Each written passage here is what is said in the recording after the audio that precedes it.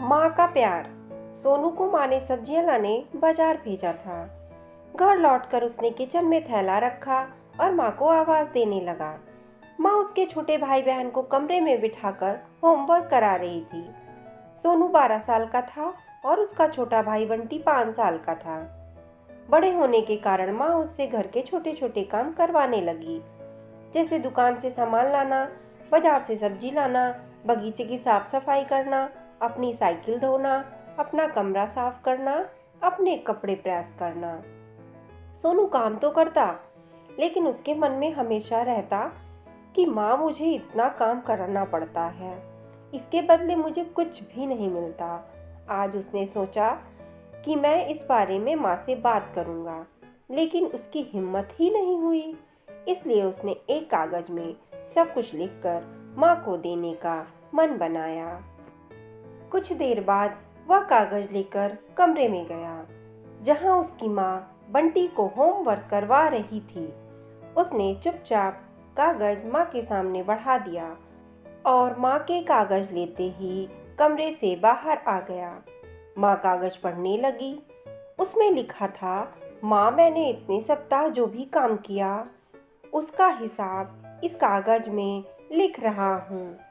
बाजार से सब्जी लाने के 50 रुपए, बगीचे की साफ सफाई के 20 रुपए, कपड़े प्रेस करने के 10 रुपए, साइकिल धोने के 5 रुपए, अलमारी सेट करने के 5 रुपए, कुल हिसाब 90 रुपए।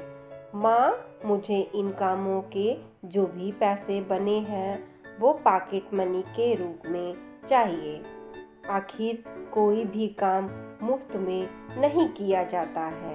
आपका बेटा सोनू। माँ बेटे का मैसेज पढ़कर मुस्कुराई, फिर एक कागज पर कुछ लिखने लगी। कुछ देर बाद वो आंगन में गई, जहाँ झूले पर सोनू बैठा हुआ था। माँ ने कागज उसके आगे बढ़ा दिया। सोनू ने कागज लिया और पढ़ने लगा।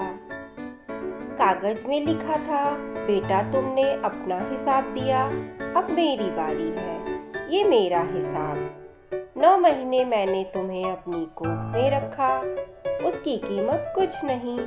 तुम भूखे होते थे तब तुम्हें अपना दूध पिलाने की कीमत कुछ नहीं। तुम छोटे थे तब तुम्हारा ख्याल रखने की कीमत कुछ नहीं। तुम्हारे बीमार पड़ने पर रात रात भर जग कर तुम्हारी तीमारदारी करने की कीमत कुछ नहीं।